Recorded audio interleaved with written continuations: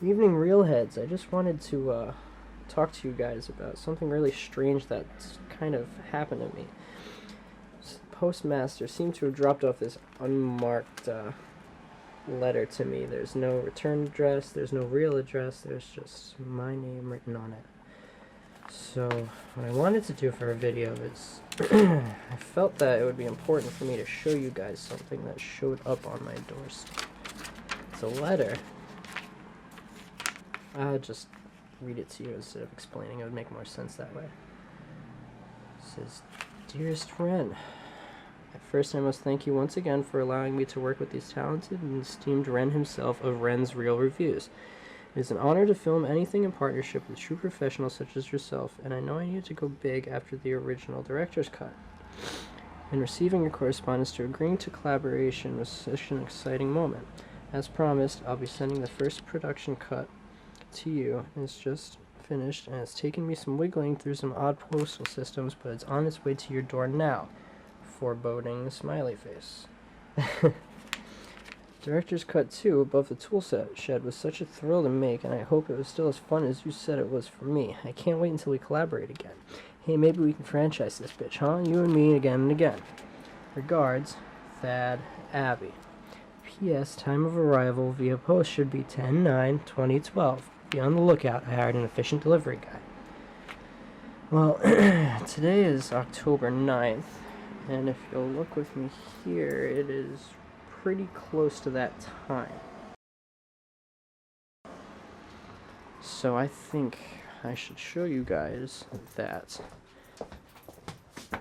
If you'll take a second to notice with me here, maybe it would help if I turned on a light, but I want to show you the fact that there is no package on my doorstep. It's getting pretty close, but I don't think he's going to show. It's just really strange, and if somebody's pranking me, I'd really appreciate it if they would stop. Work in peace. I need enough time to focus and collaborate my...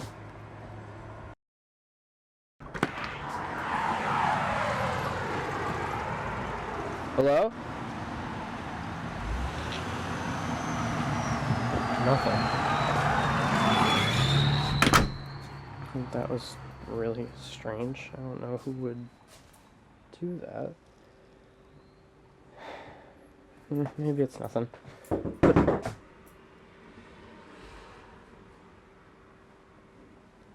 Alright, now this is getting kind of weird.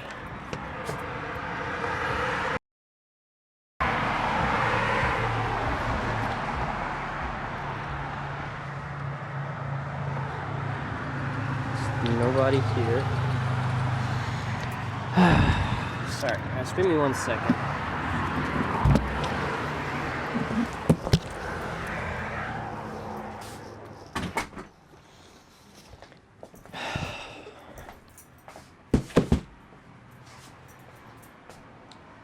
Well, I guess you guys can see that I just received a package. Taped on all sides. Huh, nice touch. But maybe we should find out what's in this.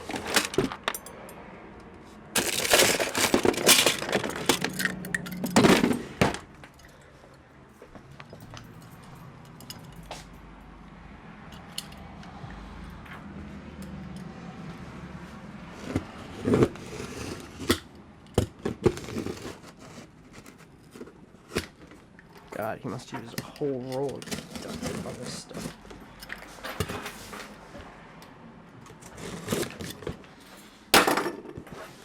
Alright, let's find out what's inside this thing. You know what?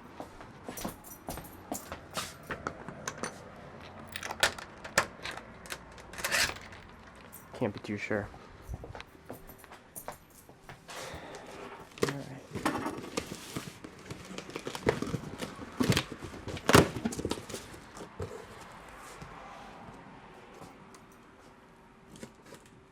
Huh.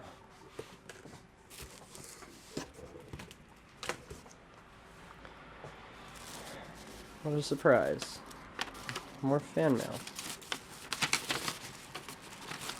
blank on the inside, except for this. By the way, a recording of live reaction commentary would be a fantastic bonus feature if you're up for providing that. Thanks again. Wow.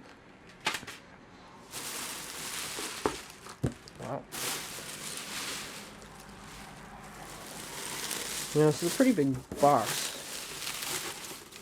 I can only wonder what is in here.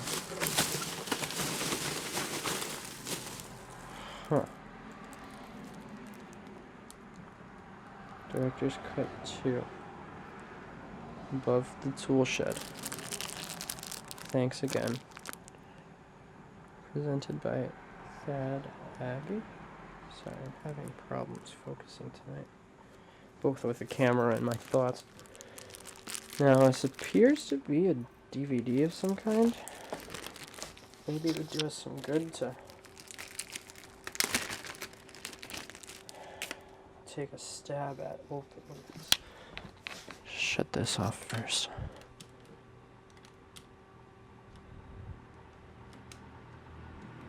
Quit out of here. That out of here.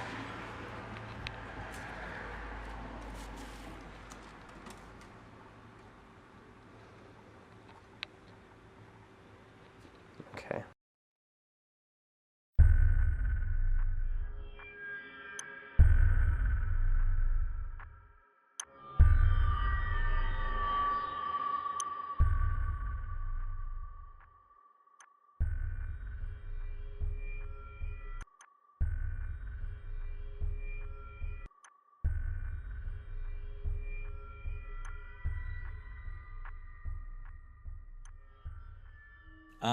Human health. Welcome back to Night Mind, friends. Thanks for joining me in the dark again this evening. It's time to get back to our new friends in Everyman Hybrid and their new member, Stephanie, who recently gave up her Tumblr blog in favor of more understanding company regarding her terrifying stalker. The new EMH crew has been doing surprisingly well this winter, but as usual, outside horrors refuse to let them live in peace. In an attempt to take back Alex's room from the monster in his closet, half of the crew finds themselves transported an impossible distance through even more impossible means, only to come back and find the portal is now gone. And while the guys have made a new friend in Stephanie, who's now removed from her prior danger, their old friend Jessie has lost her grandmother to a vicious animal attack the police are keeping quiet. Of course, something that keeps the crew from Jessie happens just as they remember to ask her about Dr. James Corenthal. But then it's no surprise, as the monster showrunner behind the document leaks is very busy playing his own games and can't have rabbits running around unchecked. When we last left Habit, round 2 of the 7 trials had been completed and rabbit number 52 was declared winner, granted the title of Warren Jester. The same day, Habit delivers more news to his followers. Trial 5 has been released, part 1 of 2. Create a beautiful handmade gift for a loved one. Include a picture of the 2 of you. Part 2 shall be released within the hour. You have until Thursday. That is all for now. Habit ends up releasing the second part of Trial 5 in an email. Part 2 goes as follows. I hope you spent a great deal of time on your gift. You must now present the gift to the recipient if you have not yet done so. Either way, you must document your reclaiming of the gift. Tell them that this is a symbol of your relationship and of your love. And destroy it! You have until this Thursday, the 17th at noon, to upload your submission. Remind them who made you do it. Send me a new email message with the link for confirmation. A few days later, activity comes up on the Everyman Hybrid Twitter, but it doesn't seem to be from any of the guys. Stop watching us. Oh God. Please stop watching. Again, there's no first initial signature to let us know who sent this, but it's a message unlike anything we've received. This message disappears soon after, just like the other phantom tweets. Thursday comes and it's time for the rabbit's reckoning. 38 rabbits remain. If you have not yet received the confirmation message, you have been eliminated. Just got the text update on my phone. I thought we were done playing petty games, 7 trials. Nope. This interaction seems to jolt Habit's memory of how little participation he's seen from the Everyman Hybrid crew since the trials began. Later that day, he breaks into their Twitter account again to deliver a message. We haven't had any fun in a while, have we? Make haste, rabbits. The next day, the closest viewer to the location follows Habit's coordinates and finds himself in Memorytown, Pennsylvania. This is the very same place Dr. Corenthal picked up his children when they vanished one afternoon playing pirates and ended up 300 miles from home. At the coordinates, a box was found, a very large box, an old trunk covered in purple duct tape. The lid was decorated with the EMH arrows, and in the center, a message was carved with a blade. 5 out of 7. Inside the box, a deck of playing cards spread across the bottom mixed up with several gold coins, 3 matchbox cars, and a machete. The handle of the machete was wrapped in purple duct tape, and so was a final gift inside the box, a book covered in a trash bag. That book's title? Everyman and Other Miracle and Morality Plays. Stapled into page 36 of the collection was a Corenthal report dated December 14, 1971, detailing the care of the mining town 4. Dr. Corenthal is again speaking to Dr. Roberts, this time admitting he was wrong about his hesitation concerning admission of the patients from the Pennsylvania fires. The patients are all doing well, especially when interacting with each other. Except for one. One of the children in my care, Jeffrey, is having a particularly difficult time acclimating to the home's routine schedule and cannot break himself from this dream that we have discussed a few times since his admission. It is quite apparent that these night terrors are stemming from a traumatic incident, and when he describes the dream, it is quite clear that it has to do with the very violent fate that the rest of his family met back in Pennsylvania. Dr. Corenthal inserts the transcript of a conversation he had with Jeffrey on December 12th. I'm sorry to bother you again, Doctor. I wouldn't want to worry you, but they said I had to talk to you because of my screaming. Yeah, when we were sleeping. Vinny and Steffi tried to help me when I woke up, but the others weren't happy. They were yelling and cursing at us. Evan eventually woke up too. They called us all bad names, Doctor. Oh, the dream? Yeah, it was about Mommy and Ellie again. Okay, Doctor. Oh, yeah, Daddy was there too. I remember going to his funeral, Doctor. Why was he in my dream? I have a little rose blossom from his funeral wreath. It's in my old room.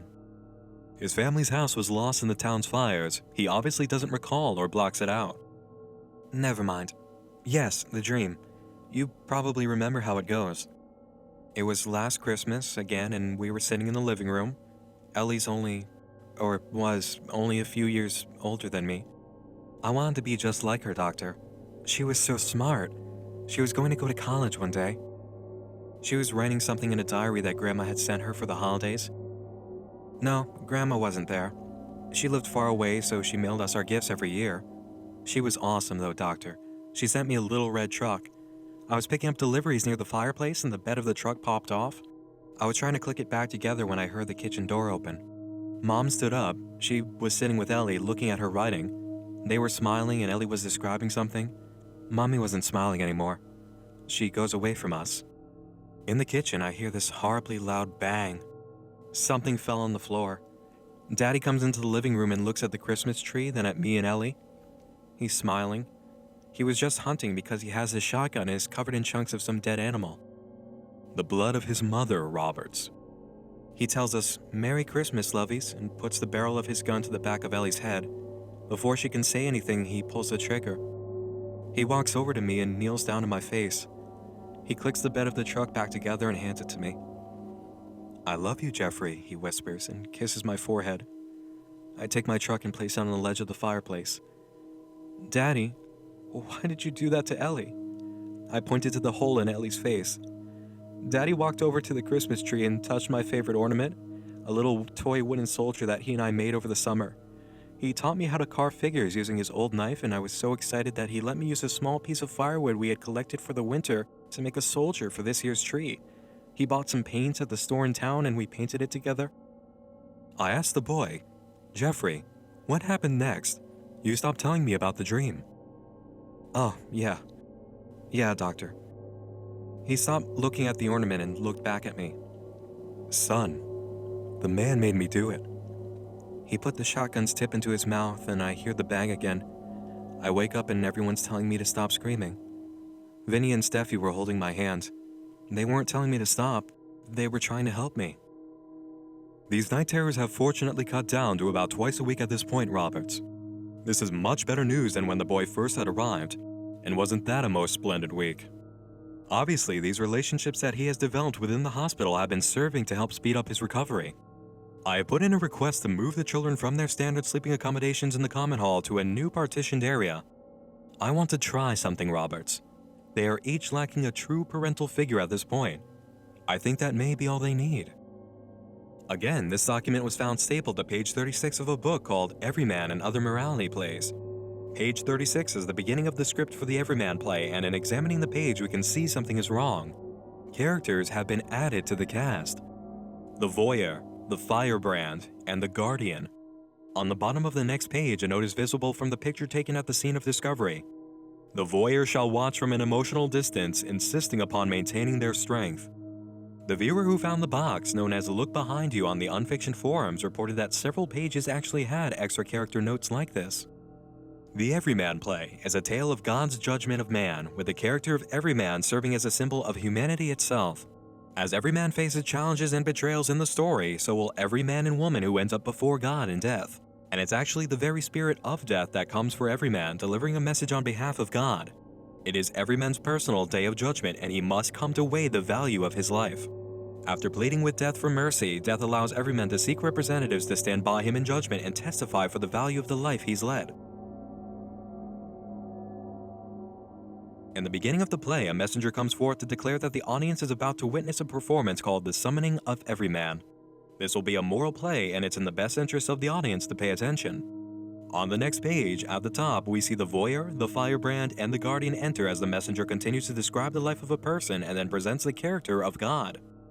God describes how he gave his life for humanity as Jesus Christ, but has since been forsaken by their sinful actions and neglect to honor him. Death is then summoned and sent to fetch Everyman for his judgment. Upon meeting death, Everyman declares, "Alas, shall I have no longer respite? I may say death giveth no warning." Death then allows Everyman to speak to whomever he believes would go on a journey to be judged for help, but to hurry and not keep God waiting. Everyman proceeds to speak to Fellowship, who stands for general acquaintances and society, then to Cousin and Kindred, who stand for friends and family. All three of them in turn promise to go with Everyman anywhere, but in learning what he actually needs help with, they betray him and go back on their promises. Everyman looks to his material goods for help, who cannot go with him either.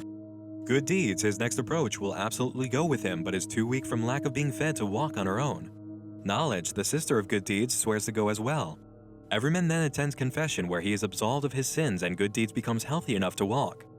Knowledge and Good Deeds are able to walk with Everyman to his judgment, and along the way, they join the characters of Strength, Five Wits, Beauty, and Discretion. Everyman goes on the advice of his party to a priest to have sacraments made, while Knowledge and Five Wits discuss the state of good priests versus corrupt priests. When Everyman returns and they begin the final meeting with death, Strength, Five Wits, Beauty, and Discretion all leave, with only Good Deeds and Knowledge waiting behind with him. At the very last moment, Knowledge stays behind as well, leaving Everyman with only his good deeds to meet judgment from God. In conclusion, we receive a final message from a character called the Doctor, reiterating the message of the play. At the end of a person's life, there is nothing to save you from the judgment of God except for your good deeds. Over the course of this story, a side story is told through the characters of the Voyeur, Firebrand, and Guardian. After entering the play during the messenger's speech, we learn, the Voyeur shall watch from an emotional distance, insisting upon maintaining their strength. During Everyman's meeting with death, we see the Firebrand shall disregard obvious danger and assume the role of force. In speaking to Fellowship and informing him he needs help, we're then told, the Guardian shall lose his heart and then his blood and fight to lose all he loves. Once Fellowship forsakes Everyman and has him begging for help, we're told, the Voyeur shall remain idle to all who see, however busy he may be beneath.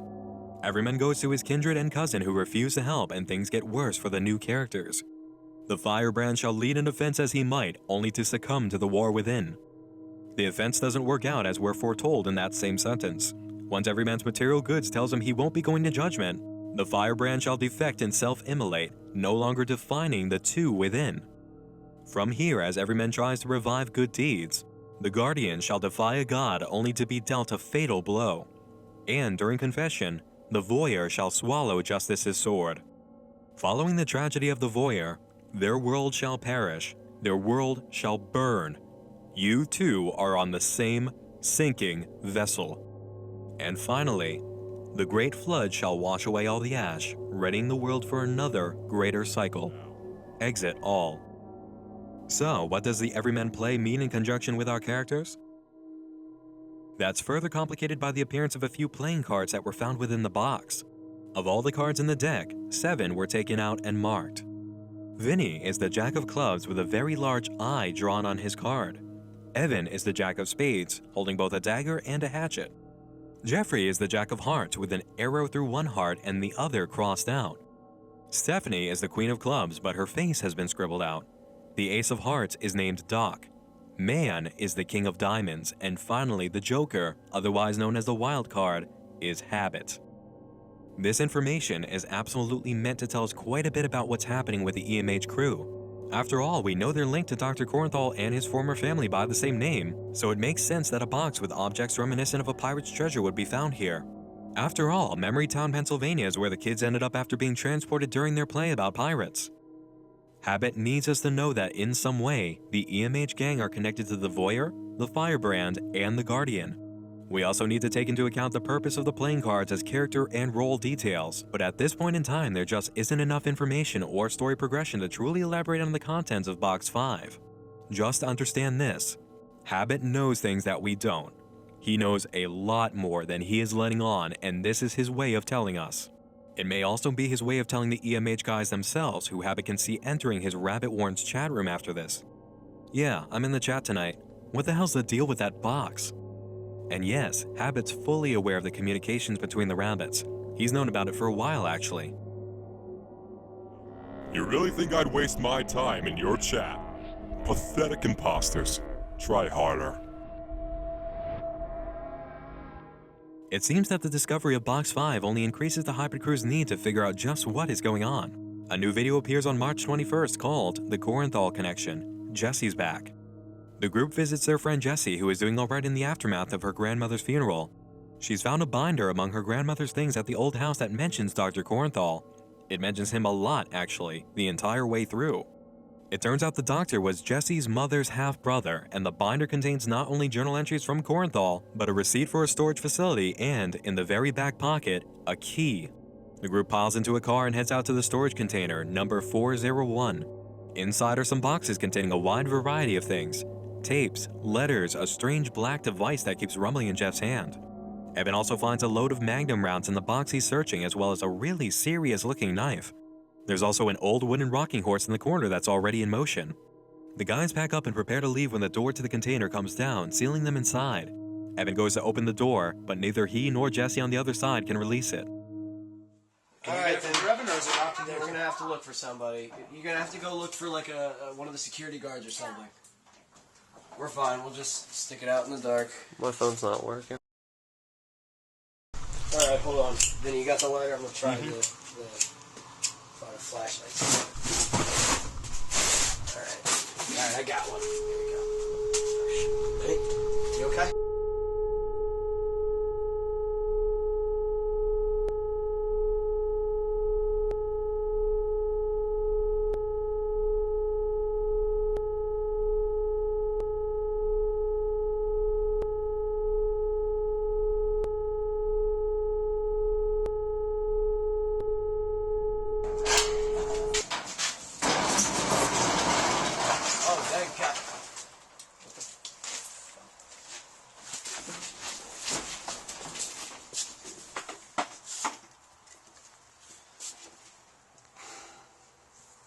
I'm so sorry, guys. I failed all of you.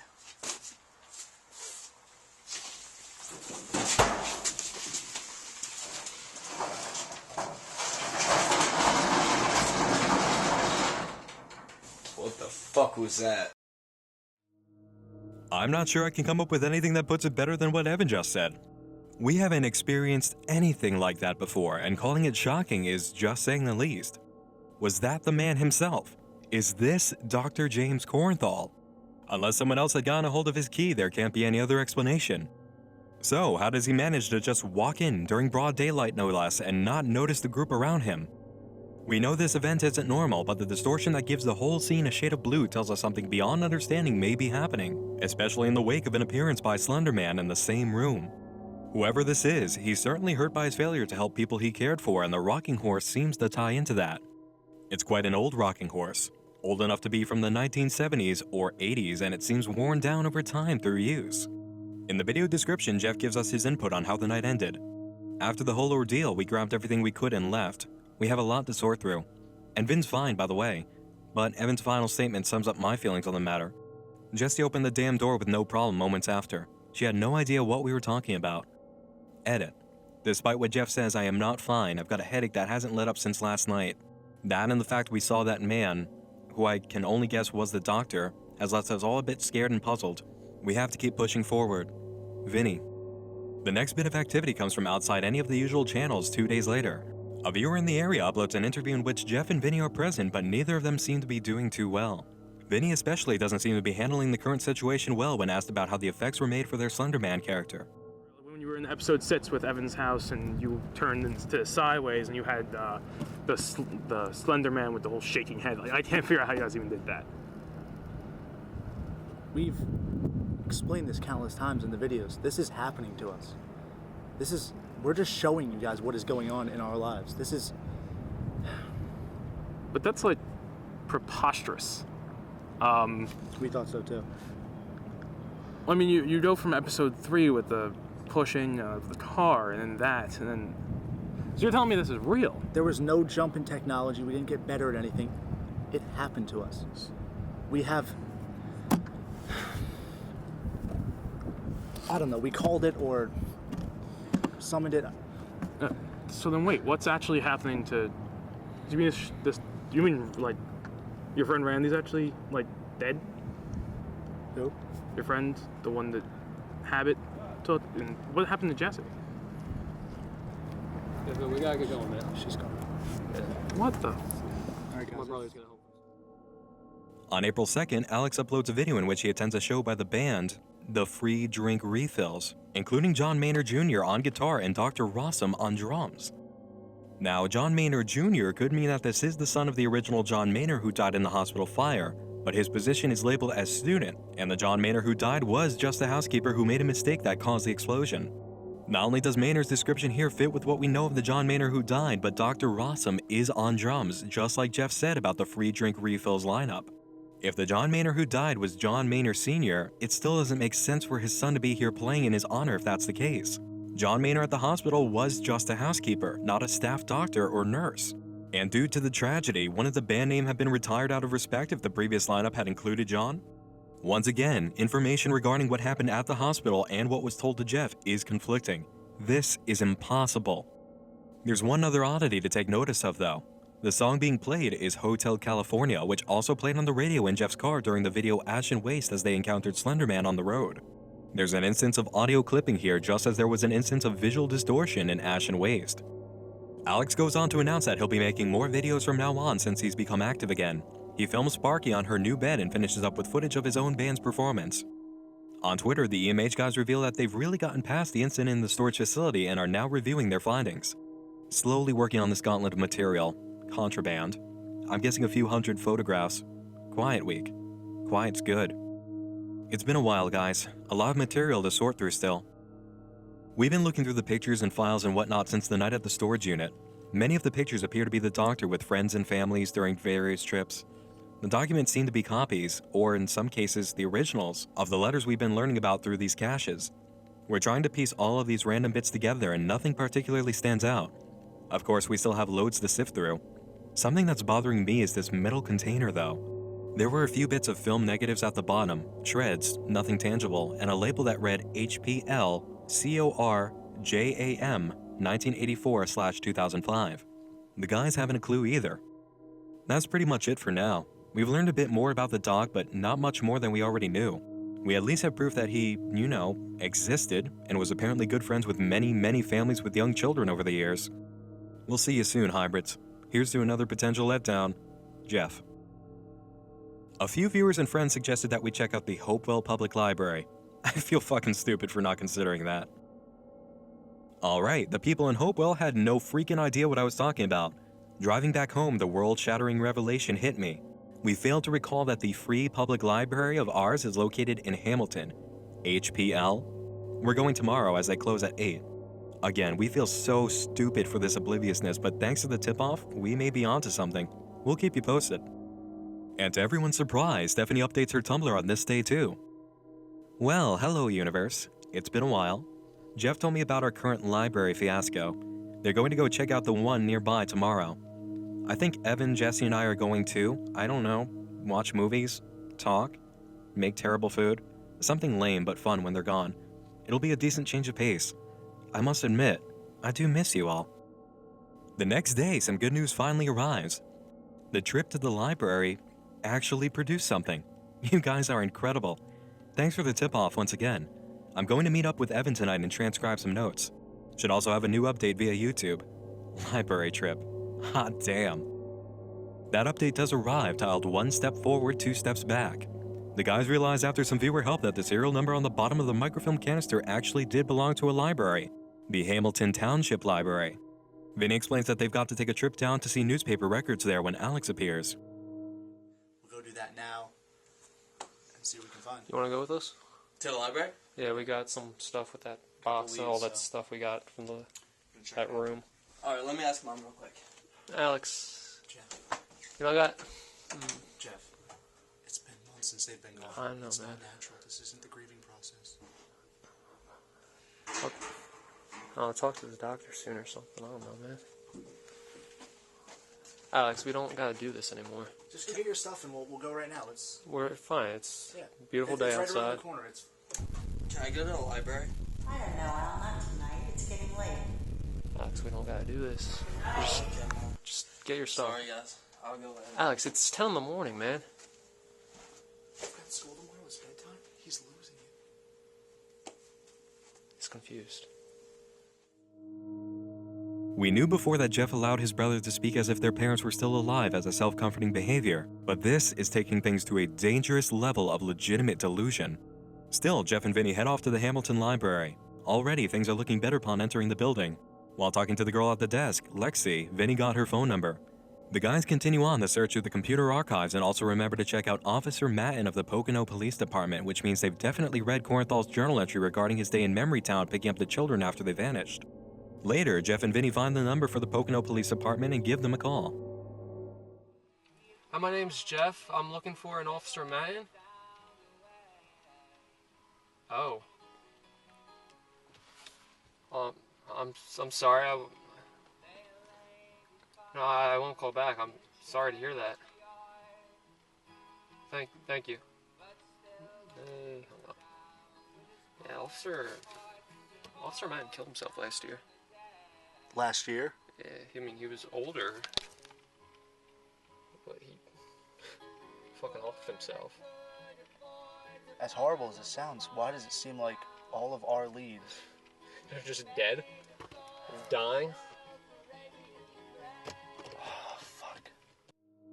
Footage picks up from Evan's perspective as he plays Scrabble with Alex while Jeff types up their library findings. More than a few pertinent news articles. He says he can't get into their MediaFire account for some reason. Something about a password change. The articles are a mixed bag on Corenthal. Half of them praise his work, the other half challenge his sanity and mention police questioning and pursuit. The last article is from a time when the doctor lived in the area of the park on Baldpate Mountain, where the group filmed a day in the life and ended up after entering the non-existent crawl space from Alex's closet. Evan picks up the odd device found in the storage facility and asks about it. Nothing, it's been quiet. I don't know if you guys are fans, Saul, but this thing was Rick Tick-Tickety in while, that certain incident occurred in the certain storage facility, so I don't know, this thing seems to be doing something. What's Alex doing? What? You okay over there, big guy? It's back. What do you mean it's back? What do you mean? Alex, you alright? Wait, Sparky's still out there? I don't know, dude. Wait, whoa. Hold on. Okay. What's going on?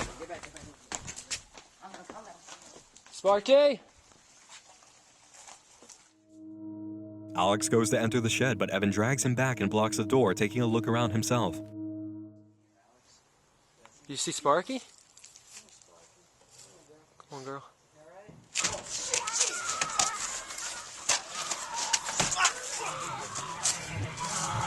man.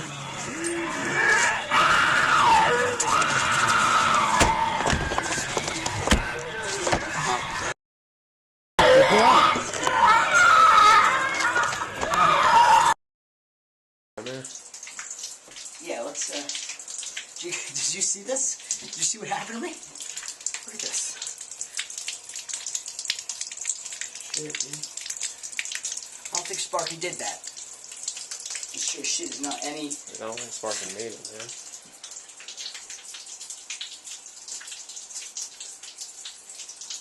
Whatever was in there, I don't know what was in there. I think it was holding her like a fucking fishing lure, man. Because she wasn't making any noises, but she was moving around a little bit. You know what I mean? But I don't think it was her moving her, you know? Yeah. I think something else. You want to go to the hospital? Oh, shit. Alice? I'm sorry, man. The beast in Alex's closet came back, and this time it took something with it. But that's not the only disturbing takeaway from this footage. Do you remember what Evan said about the black box device? Fans saw, but this thing was Rick tickety in while you know, that certain incident occurred in the certain storage facility. So I don't know, this thing seems to be doing. If you remember the first box found by Green Feathers through the coordinates given to the guys and Stephanie, you might recall that it had a lot of different phrases and words scratched into its surface. One of those phrases? Rick tick tick goes the man in the woods. This device was going off like mad in the storage container before the Slender Man attack, and more than 8 months prior, we were told that the man in the woods causes that sound to be heard. This is a device for detecting Slender Man, and Habit knows about it. But then again, how could he not? It seems he's known about a very specific doctor for quite a while now, and if copies of some of the documents Habit has sent out were found among Corenthal storage, that means Habit probably found them in Container 401, along with the black box device. In fact, something as cherished by Mining Town Jeffrey as his wood-carved Christmas tree ornament would have been kept by Corenthal after his child's death. It would make sense if the guys had found it among his belongings, but they didn't because Habit had probably been there first and taken it along with the original copies of the documents he's been sending. He knows about the device because he's had his hands on it. He's seen it before he even began sending out coordinates for his boxes, and knowing others might find Corenthal storage at some point, he gave us a clue about what the device does well in advance. Habit has been inside this storage facility. He has gone through Corenthal's entire stash of documents, photos, mementos, and tools, and clearly took what he wanted. And what's more terrifying than this is the implication that comes from the clue about the sound the man in the woods makes. Habit wants us to know that he's been here, and what's more, he may have wanted the EMH guys to find the storage facility too. So That this is seems definitely a help. convenient, yeah, right? Yeah. And at least we can Yeah, take a look at that. figure something out. This could do it. Yeah, that was a little too convenient, wasn't it? Let's review what Jessie says just prior to this about Corenthal and her relation to him. I found this when we were cleaning out my grandmother's things, taking them home and whatnot. I had a lot about Dr. Corenthal. You guys seem to want to know a lot about him. You know more about him then? Yeah, he was my mom's half-brother. A lot of weird stuff that I don't really know what's going on, but... And this was all compiled like that? Is that a map? Yeah. We know from Jessie's earlier revelations in the video Cops Checked No Body that Corenthal is her mother's maiden name.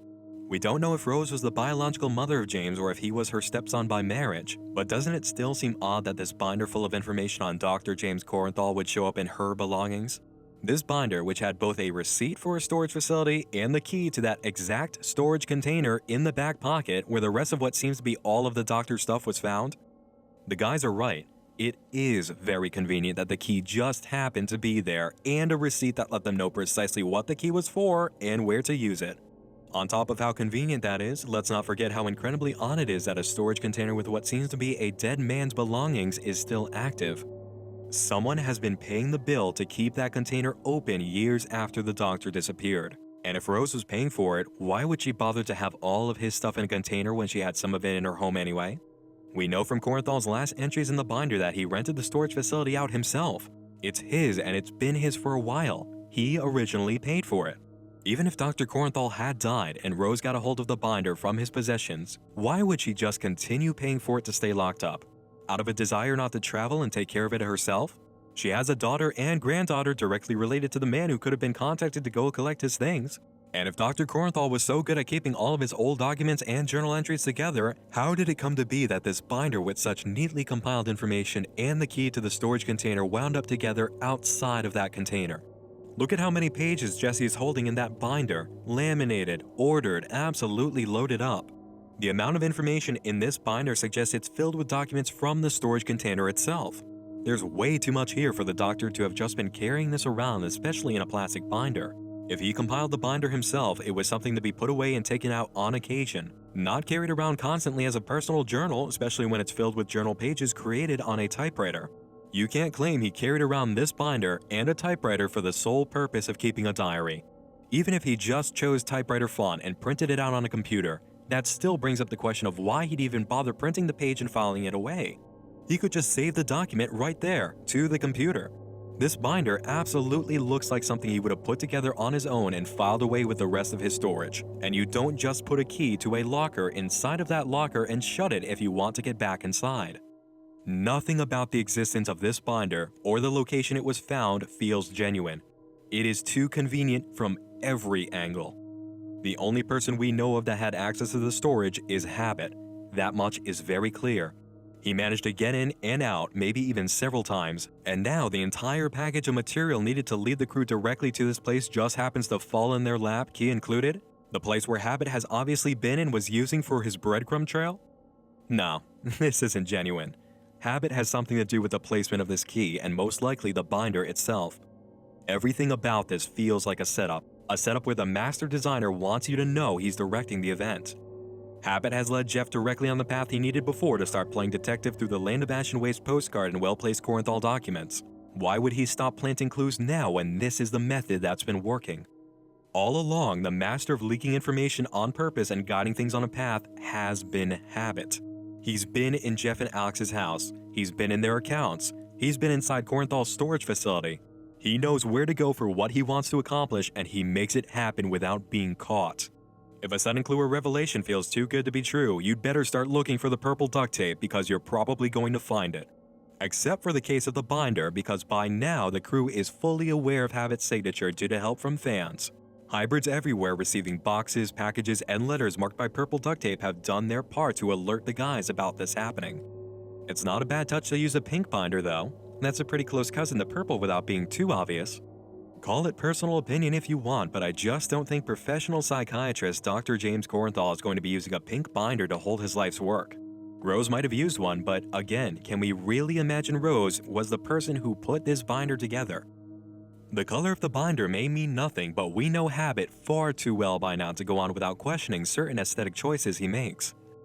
Again, this entire event is far too convenient to be legitimate. Back in the present, Habit continues to show his true colors and ever-present attention by responding to the latest EMH video.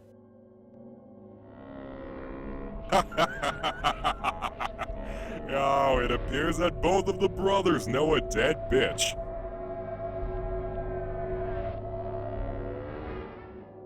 The guys leave their findings from the library on a file shared through a link in the video description.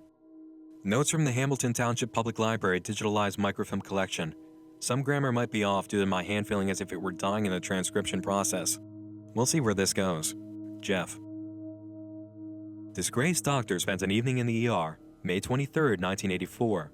This comes a few years after the apparent death of the mining town 4 under Corenthal's care. Sporadic practitioner of pediatric medicine, James Corenthal spent several hours late Tuesday night in the Good Samaritan Regional Medical Center, receiving stitches in multiple locations on his body after an incident in a local restaurant. His assailant, whose name was not released at the time of this report, spent the night in the county prison and was released early the next morning.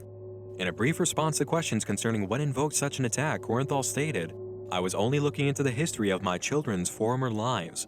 The locals simply didn't want anything to do with me." Corenthal is known for his work in the Fairmount Children's Home, Ohio, and the troubling incidents involving his adopted and since deceased children. Traveling physician honored at banquet, generously donates, June 2, 1993. Hamilton Township Mayor Jack Rafferty honored Dr. James Corenthal Wednesday night with a banquet held at iconic Angeloni's Cedar Gardens in Hamilton Square. Corenthal, nearly crying, thanked the mayor and the community that supported Corenthal's ongoing, albeit unclear, research. Cedar Gardens sponsored and funded the event, bearing connections to the young patients the doctor was caring for at the time. Local families were treated to music, games, and the mayor's appreciative speech, culminating in a surprise announcement from the doctor to donate a generous amount of money to the Hamilton Public Library. Corenthal's generally private and quiet wife also was flown in for the event, procuring a tearful reaction from the doctor. Physicians sought for questioning, flees authorities. October 11, 2002. Jack Willers, 43, of Monroe Township, was found dead in his garage early this week. A preliminary investigation reveals many signs of a struggle between Willers and an unknown suspect. Investigators state that their findings show signs of a struggle lasting a few hours at the minimum. Monroe Township Police sought to contact James Corenthal, MD, after finding that he had a brief meeting with the family hours beforehand to meet Jack's troubled son for the first time. Corenthal is not immediately a suspect. However, his flight is a concern worth noting. Suspicious doctor ducks authorities again. Charges pressed. March 2, 2003. Following the double homicide of Drew and Maureen Henson of Bourbon County, police are issuing a warrant for the arrest of the deranged James Corenthal. The couple had been found brutally murdered with signs of an intense struggle in their newly purchased home early last month. Although no immediate evidence signals Corenthal's involvement, the fact that he had met with the family earlier in the day to discuss the condition of their suicidal daughter raised some flags. Suspected children's doctor flees yet another murder. August 16, 2005. The entirety of the River Road/Lambertville corridor was shut down early Monday morning. Police warned of a highly dangerous suspect in the region after finding a small eatery massacred in downtown Lambertville. The inside of the restaurant was likened to that of a riot implicating a massive fight.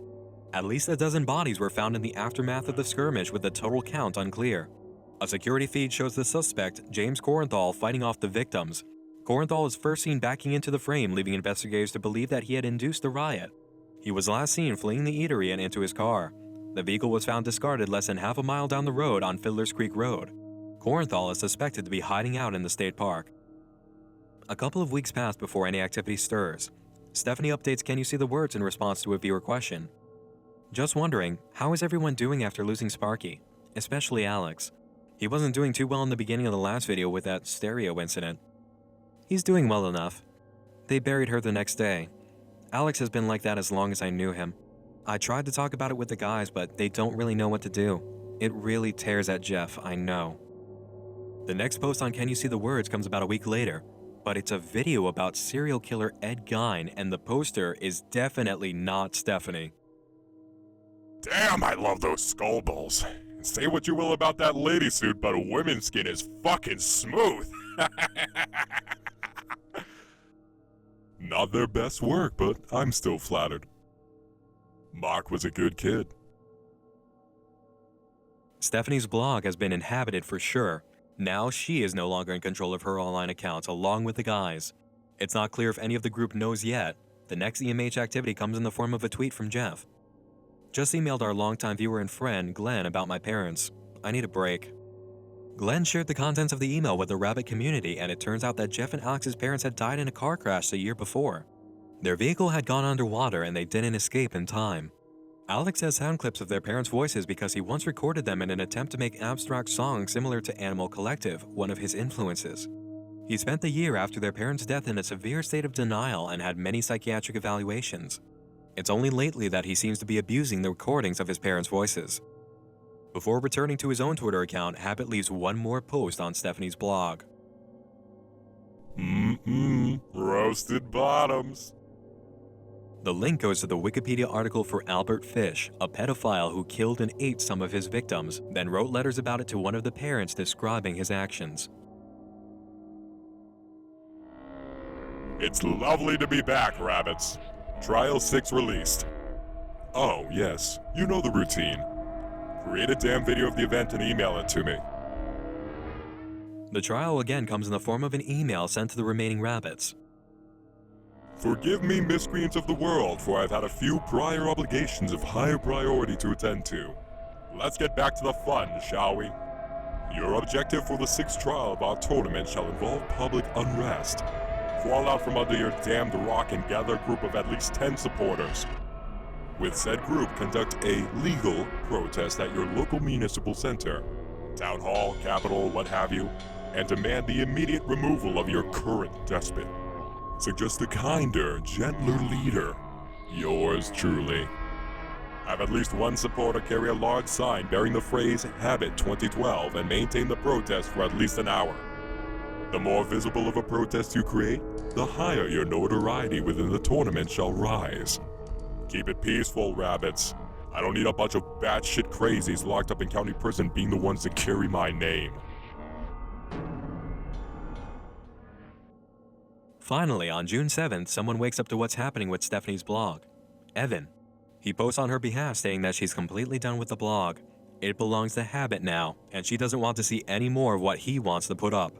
Evan suggests viewers stop looking at Can You See the Words entirely and just use the EMH email account or other channels as a means of contact now. The next bit of action comes from a very unexpected source. The Warren Jester himself, Rabbit number 52. Though the videos are no longer public, the Warren Jester originally posted a video stating that he was unable to perform Trial 6. His county's laws made it impossible to put on the protest within the time limit of the trial. The Jester stated that he thought he'd be put out of the competition because of this, but he got lucky. Just after the release of Trial 6, he received his package from Habit for winning Round 2.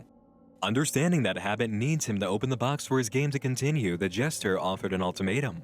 Habit could either pass him through to Trial 7 in exchange for opening the box and recording its contents, or the Warren Jester would hold it hostage. Trial 6 ended earlier this week. 8 rabbits remain in the tournament. Rabbit number 52 has been granted passage to the next trial. I have yet to decide what to do in regards to his gambit. Number 52, you sicken me. But I applaud your tenacity. Suck a railroad spike. That is all for now. That night, a new video was uploaded by the Jester in which he and his roommate were attacked by an unseen assailant. The scene ended with Rabbit number 52 laying face down in his porch near a poster that stated, "Habit made me do it." Within a few days, a new video appeared showing 52's roommate tied up on a couch with loud music playing nearby in a dark house.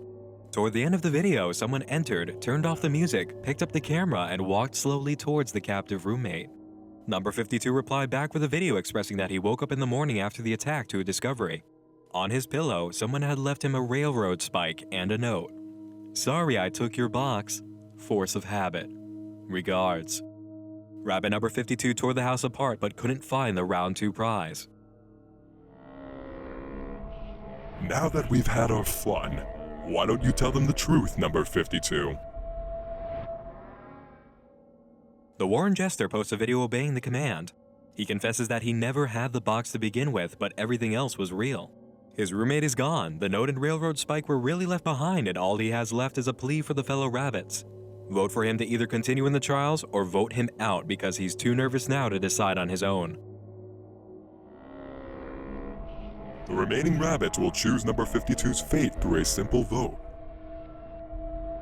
Rabbit number 52 has been removed from the trials due to a vote of 6-1. The Warren Jester has not been heard from since. Just a few days after this event, Habit resumes his desecration of Can You See the Words with an extremely interesting post. An excerpt from the diary of an adorable little girl named Dawn. Met her in 57 if memory serves. The post seems to be a complete reproduction of the diary entry with spelling and grammar mistakes throughout. Dawn describes how she and her parents were watching TV when her mother said the tall man in the suit was outside again. Dawn's father called the police, and when they arrived, he stepped out to talk to them. In the midst of conversation, there was a sudden loud bang and a police officer fell through the window, his stomach seemingly cut open. An officer near her father was shooting out the window at something unseen but was cut down when a knife flew into his head. Another officer rushed outside but was decapitated by a scary smiling man. It wasn't the man in the suit though, not the one her mother was scared by. Dawn's father grabbed her and ran upstairs. On the way up, they heard her mother screaming and Dawn's father hid her in the closet, telling her to be silent. The scary smiling man came up behind him and stabbed Dawn's father straight through the chest. He then grabbed his head and twisted it with a loud snap. The smiling man was all red and bleeding from several holes in his body but didn't seem affected. He told Dawn they were going to see the tall man in the suit and she could write about everything that happened that day. He took her to the park where she saw the man and ended the diary by saying how happy she is when she sees him. Habit's next post is titled, "Johnny Boy had a lot of will, but they all break in the end." It comes from the perspective of a man named John who is being tortured by Habit into writing the story of how he came to meet the monster. Every time John disobeys, Habit cuts off another piece of his body. As he breaks down, he describes how his son Aiden had been telling them of a tall man he kept seeing, a tall man without a face. At first, he didn't believe his son, but on the day he and his wife finally saw the tall man, Habit broke down the door and came in. The tall man was wearing a suit and he left with Aiden. The boy just followed him out of the home. Habit took John and his wife to the basement where he tortured and abused her in front of him for 5 days. She only managed to survive that long due to the presence of the tall man. As John describes it through his torture by Habit, "He's the reason I can still type and the reason I don't pass out from the pain. Somehow he keeps me awake. His stare is almost soothing, like morphine. He must be a demon." The suited man gave the same treatment to his wife Julie until even he couldn't keep her alive any longer under Habit's torture. Once she was dead, Habit moved on to John and began his slow dissection of the man until at last, his story was written and he couldn't survive anymore. On July 12th, the EMH guys upload a new video recapping the past couple of months, May and June. Jeff opens the video with a recording that states something happened the night of July 4th that needs to be seen. He doesn't sound well. The following clip is entirely unexpected. A close-up shot of what seems to be the monster from Alex's closet and the video Ashen Waste, which recently killed Sparky and tore up Evan's arm. It hangs over something just as pale as its own skin, then pulls it away, revealing it was a body. The legs are what we see being dragged off scene. This apparently happened in June, according to the next clip of Vinny and Jeff. They know for a fact that this is what they saw at the high school in Ashen Waste and state the video was emailed to them by Habit. No text, no subject, just the video, with no audio. Up until this point, nothing has been happening since Sparky's death. They've been investigating the Corenthal storage and library findings, and, speaking of the library, Vinny is now dating the girl he met there named Lexi. The group tries to get back into a more normal routine next by hosting a movie night with their friends, Jesse and Daniel. Alex is around too, of course, and comes in just in time for the show. I'm so movie bad. Al, Yeah, what's that? Sparky. What do you mean, Sparky? Sparky like an imaginary friend? I mean Sparky like the dog I had for the last 4 years.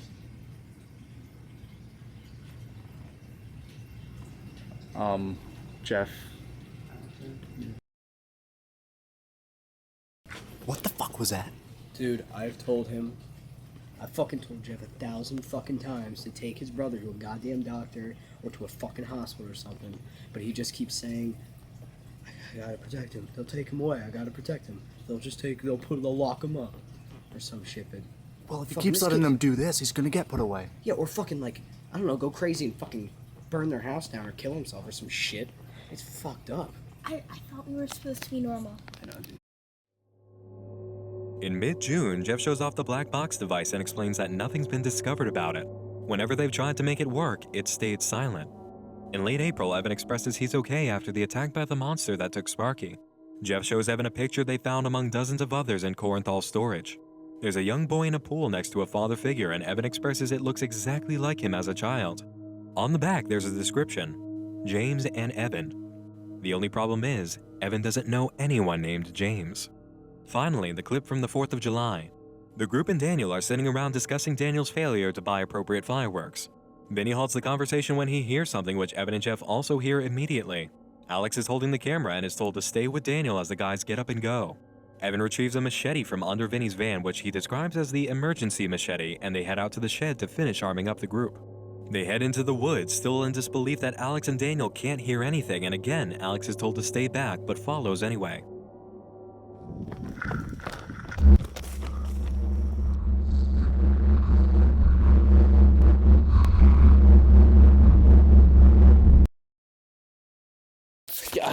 Guys, I saw it. You gotta go back. What is that? You gotta go back right now, Alex. Oh, how the mighty have fucking fallen, baby. Are you guys okay? Is that your blood? Guys. Why did you do that? Why were we doing that? That's not what we were looking for. We knew damn well that wasn't what we were trying to kill. Close enough. It was a deer. It was a fucking deer. I tried to pull you off and you fucking punched me in the face. You shouldn't have tried to pull me off. Why were we doing that?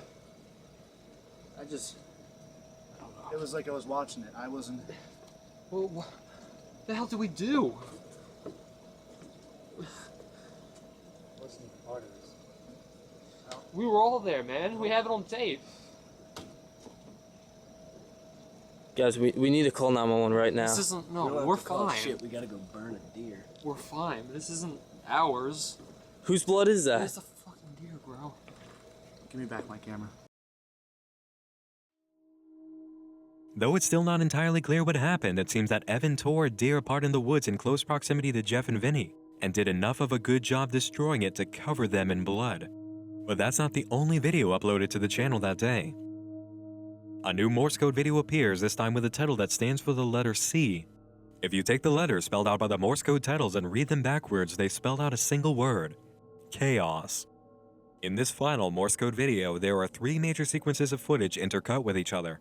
The video is presented with an intro of Jeff and Alex playing the opening chords to Who Could Win a Rabbit. And as the 3 major sequences play, there are a few extra clips added in, and the ending holds more footage of the group underwater at night, seemingly in a pool judging by the bright lighting above them. The most easily understood segment consists of the group discussing Alex's monster after the night of July 4th. It seems to be ignoring them or running away whenever they appear, but is always after Alex. It's had way too many opportunities to attack them out in the open and tear them apart, but doesn't seem to be taking advantage. Vinny offers an explanation. The monster won't go near them because it knows that Slender Man has already staked his claim. As Vinny and Jeff put it, they must be tainted goods, and Evan is disgusted at the thought of something having its hands on them. The next sequence, slightly less coherent, is of Jeff having an outing with his parents while they were still alive, discussing how they'll build a nice cabin in the area once Alex is out of middle school. And finally, the main thread of the video, which has perplexed the majority of viewers for a very long time. I'm going to play the clips together in its full sequence, including subtitles so there's no mistake in what's being said.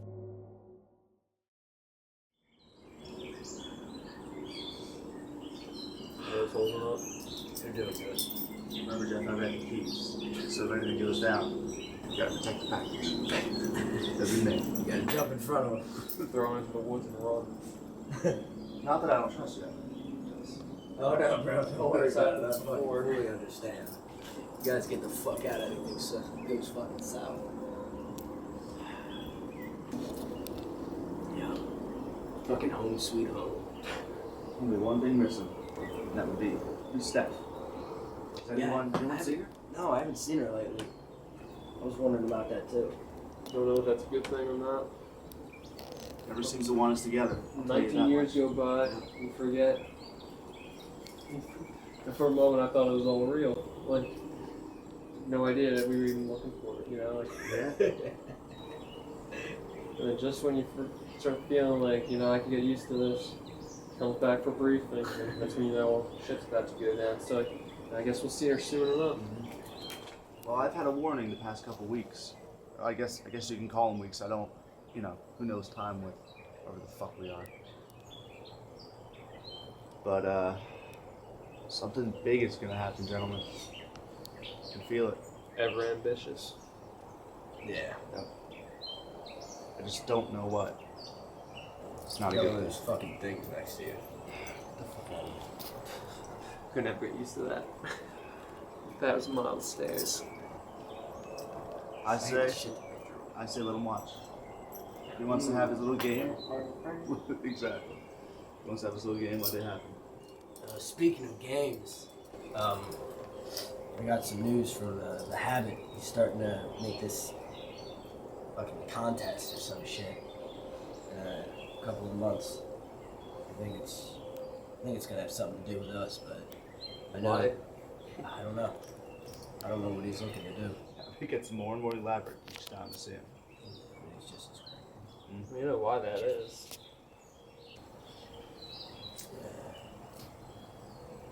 So I don't know if you guys know, but they got the doctor. How long ago was that? 5 years. put up a hell of a fight, though. God, was a You of all fucking people champ. would know. Oh shit, yeah, man, right here. Boom. That's like 30-something years that guy trucked on. For us. It was all for us, too. And if he didn't piss off those fucking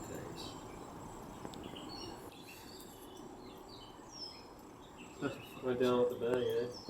Yeah, he did. He did. That was always the style. Yeah. Oh yeah, I expected nothing less than. Well, I guess when we're done this iteration, we enlist more time, war buddy talk with them. Except it won't be the American Legion. But Something like that. this is dark, though. You alright? Yeah, I'm all good. We're done, Jeff. Listen, if I could have the keys, I would much appreciate You can, we'll unlock you when we get back to the... that. You have the keys again? Just get the fucking keys, Jeff! To begin dissecting what we've just seen, I'd like to play back one specific segment of the conversation we've just heard. Well, I guess when we're done this iteration, we enlist more time, war buddy talk with them. What is an iteration? By definition, an iteration is the repetition of a process or utterance. The action or a process of iterating or repeating, a procedure in which repetition of a sequence of operations yields results successfully closer to a desired result. Simply put, it's one round of a cycle that continues until it has met the end goal. In a song, the repetition of a chorus would be an iteration of that chorus. An actor repeating a monologue, trying it out again and again, would be reiterating that monologue, getting it memorized and fine-tuned until it's perfect and can be performed to satisfaction. The Everyman Hybrid crew we see here, including Stephanie off-screen, is a much more aware and experienced group in regards to every last impossible thing happening than our usual characters. These guys know what's going on. They've known for a long time now and are just going through the motions. Evan says he learned from habit that in a few months he'll be starting a contest which turned out to be the 7 Trials. Add in the way Jeff speaks about this iteration, and Vinny's sense that something huge is coming, and it's easy to see that at the time this conversation takes place, the group we're watching here and the group we've seen over the entire series so far exist at the same time. They're clearly apart, but they exist together. Or perhaps they don't. Not fully. Let's listen again to what Vinny said about this place. Well, I've had a warning the past couple weeks. I guess you can call them weeks. I don't, who knows time with whoever the fuck we are. Wherever Vinny, Evan, and Jeff are, they are removed from the natural progression of time, but are completely aware of their current predicament shown throughout the series. Whether it's because they're experiencing it alongside our current character versions or are where they're about to become them doesn't matter. This group is the original Evan, Jeff, and Vinny. And what's more, these guys know everything about their time as Dr. Corenthal's adopted children. That's like 30-something years that guy trucked on. For us. It was all for us, too. For 30 years, the Doctor fought for them. This lines up perfectly with what we know from his documents. The last of the Mining Town 4 seemed to have died or disappeared in 1981. This video was uploaded in 2011. It really has been 30 years. The crew remembers Corenthal entirely. They know who he is, and they can even detect what happened to him outside of their current placement. Evan can also feel habit and can sense what he's doing. What he's looking to do. It gets more and more elaborate each time to see him. More elaborate each time. The next iteration. Full memory of the Doctor and knowledge of what's to come in a timeline where these guys don't have a clue, even after they've shown us how much they know. There's a true sense that these guys have learned and gained experience over the course of 30 years without aging. Finally, it all comes together. The Everyman Hybrid crew is stuck in a cycle of repetition outside of their control. This cycle consists of iterations in which they seem to be reset in a new situation. No prior knowledge of their last life and no guarantee that they'll meet up with each other again. It may even be that they're not strictly destined to meet up again. Vinny says during the clip, never seems to want us together. Each incarnation has so far resulted in failure for reasons that are not explained but have something to do with habit's constant interference. And each grand plan he concocts for the new iteration is more elaborate than before. They know it because they've seen it. They've met Habit on more than one occasion. But it seems like Habit isn't strictly the one lording over them. As suggested in the same video during the segment from the current iteration, Slender Man is the one who possesses the crew. Remember that even though we don't see her here, Stephanie is a part of this cycle, and in her confession about how she lost her family, she said the man responsible was the one she'd been seeing since she was a baby. If the Everyman Hybrid crew is really under Slenderman's control and they keep going through new iterations in some kind of cycle, it makes sense that Stephanie would see him since childhood. He is haunting her from infancy because he owns her, just in the way he owns the guys. Slenderman owns them in this universe, and once the new iteration begins, he follows them straight through. We know Slenderman's been involved since the iteration with the Doctor. He's the one that abducted the kids from his home and transported them 300 miles. He's the one called Man that Vinny blamed for eviscerating Reverend Green. The character named Man is also responsible for Jeff's father committing double homicide and then killing himself. During the Corenthal children iteration, Slenderman was with the kids constantly. It doesn't seem like Habit is the controller. He's allowing information to bleed through to Evan and seems very eager to interfere with their lives. Look how often Habit's tried to let us in on exactly what's just been revealed. How many lives have you led and spent? A pirate's treasure in one of the boxes placed in the very town the children wound up during their pirates game as Corenthal's kids. The documents all over the place describing the Corenthal iteration so we know it well enough, and now, this video, the last of the Morse code titles. Habit has been giving us secret videos all along the guys can't see to suggest what's really happening. Do you remember how often the crew changed clothing for no reason or performed certain actions in certain places they can't remember? How about the revelation that there were 2 trips to Baldpate Mountain similar to A Day in the Life, but only one record officially exists to the crew? Habit's Morse code videos haven't been nonsense. They've been a showcase of footage during previous iterations as well as the current one, and they're hidden from the guys in the iteration we're watching. The event of trying to watch the hidden videos caused the group to have a bleed-through, in which they temporarily relived their past lives as Corenthal's kids. It was meant to be a giveaway for viewers that the iteration phenomenon is occurring. The group was exposed to footage from other iterations, triggering some kind of cosmic transmission all the way down the line. And beyond that moment, we see events such as the break-in at Evan's house played in live time, showing us that it seems to have happened twice, but with different clothes for reasons we didn't understand. This is not an accident. Habit is showing us that it did happen twice, just in the way that their trip during A Day in the Life happened twice. The clips we've seen from the Morse code videos and other secret appearances come from different iterations, while the videos we've seen in their entirety are from the current timeline. This is also the explanation for the clips we've seen that just don't fit into the story as we know it right now. They're from different iterations, or quite possibly, they're events that haven't happened yet. Remember how Jeff received the USB containing 2 out-of-place clips? That footage from 77 of 76.avi comes from an event that happened about a month after it was viewed. When Jeff finally saw that corrupted file on the USB, he was seeing footage from the future passed down to him months in advance. And speaking of that USB, what else did we see from the time it appeared that let us know what was happening? Why did God create a dual universe? So he might say, "Be not like me. I am alone." And it might be heard. A dual universe. 2 existing worlds at once. Jeff had to have realized when he watched the first file on the USB, 78 of 76, that the footage of he and his friends was impossible. He didn't take it, he didn't even do the things in it, it couldn't be real. Vinny confirms it's not possible in the description by what he writes, and in every instance prior where the guys were asked about breaking down doors, they had no clue what fans meant. As Jeff watched the footage for the first time, realizing it wasn't them, only one explanation could come up. Another Jeff, Evan, and Vinny existed in another universe. Now this brings up another point, 78 of 76 and 77 of 76. The titles themselves suggest they're from the future. Both files are additions to a set of 76, a closed set that cannot accept any more items. There's no such thing as rating something 11 out of 10, and you can't title something 77 of 76 or 78 out of 76. More evidence of the iteration phenomenon is Jeff's story about the hospital when they rescued Stephanie. We have 2 stories about what happened that Sunday night, which are absolutely impossible in conjunction with each other, yet both of them have to be true by the accounts Jeff took for evidence. The appearance of John Maynor and the free drink refills later and the security guard's presence during Stephanie's rescue confirms this. The event Jeff read about in the email had to have happened in the previous iteration because John Maynor and Glenn, the security guard, died back then. But John's clearly alive now, and there was a security guard on that exact shift working who caught them. Somehow, a bleed-through occurred between the previous iteration and the current one, merging the timelines. We have several cases of footage being taken of the guys that can't be possible on days we've seen ourselves and can confirm didn't happen. There are events the guys have experienced firsthand with reports that conflict totally with the reality we witnessed, as well as footage of the same nature.